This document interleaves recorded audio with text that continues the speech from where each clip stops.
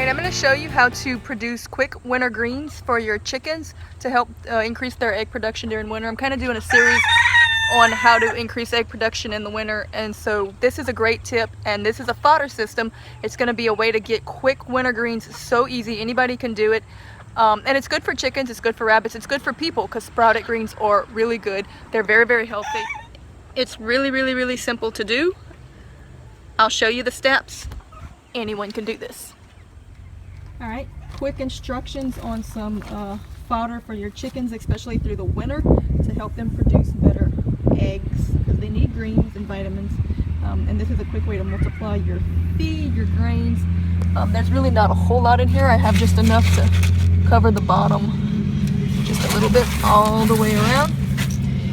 And we've got a tote basically with some holes drilled in the bottom to let the water drain. Alright, then we're going to add some water.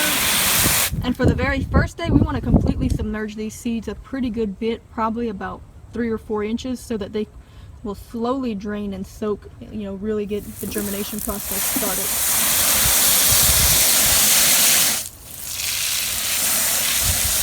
If the temperatures are below freezing where you are, you may have to do this in your carport or somewhere where they won't actually freeze solid. Our winters, we get below freezing occasionally, but not very much, so I can do this all winter long. Probably in the northern regions you could do this all summer long too. Our summers do get too hot, but by the time the summers are too hot, it's kind of a neat issue because the grass grows so fast. I don't need to do this. So, alright, so I got my water in it, and I have enough holes where that water will drain out, but there's enough water where it'll drain slowly, so they should be good and soaked by the time the water drains out. And then I'm going to add a little bit of water every day to keep them moist, and we should have sprouts within 2 to 3 days, and we should have actually grass if you leave it long enough within a week. I don't know if we're going to leave it to the grass stage. We'll see how I feel as it goes along. And also for the first, see now the water's already gone down. For the first 2 or 3 days, I'm going to go ahead and put the lid on it because seeds germinate better in the dark.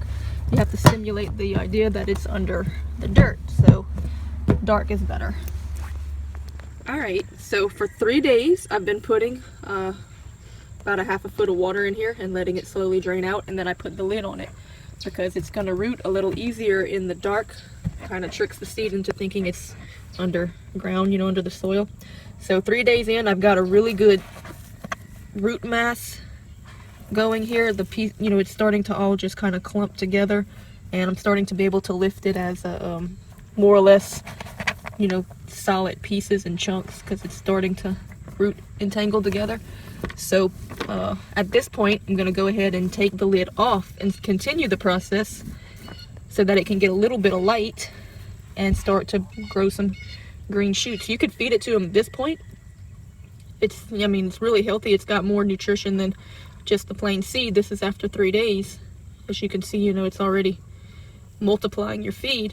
But we're going to let it go until it starts to get some green on it because I want greens for the chickens. But they're already starting to shoot up, so a couple of days of sunlight and we'll get a lot of nice little greens off of this. So keep going.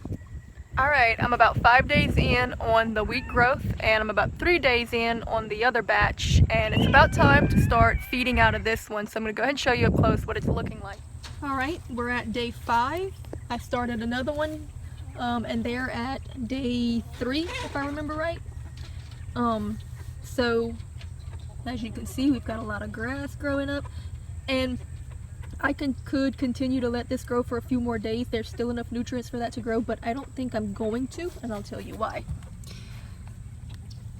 The ones on the top are preventing the ones in the bottom from growing. So if I start feeding now, the ones at the bottom will still have, the roots and little shoots they can eat. If I leave it, the ones at the bottom are going to start to rot. So I don't think I would go any more than day 5 before I start feeding it, but what I'm going to do is continue to water these every day, and I'm not going to give them the whole thing. I'm going to break them a chunk off every day. So by the time I've fed them all of this, these should be about at this stage, and then I'll start this one afresh, and so that way I'll have a rotation with just 2. If you had a lot of animals that you needed to feed more than that, like bunnies or whatever, you could have, of course, more than one tote, and you could have shorter totes. You don't need them this tall. I just already had these because I was gonna make planters with them, and then I never did. So I already had them with holes drilled in the bottom, so that's why I used them. But of course you could use short totes, half totes, because they're not going to need that much space up in here. But you can see at day 5 we've got a nice thick carpet here, and the shoots are, judging by my fingers, about 3 inches long. Well, let's pull one out and see. Yep. Yeah, probably about 3.5 inches actually. So what's the matter, Hannah? You want some grass? No.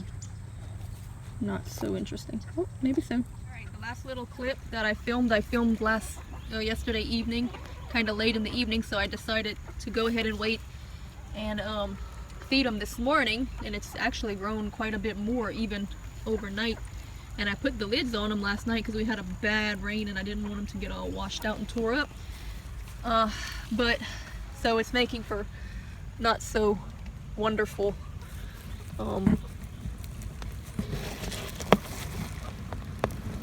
look at that.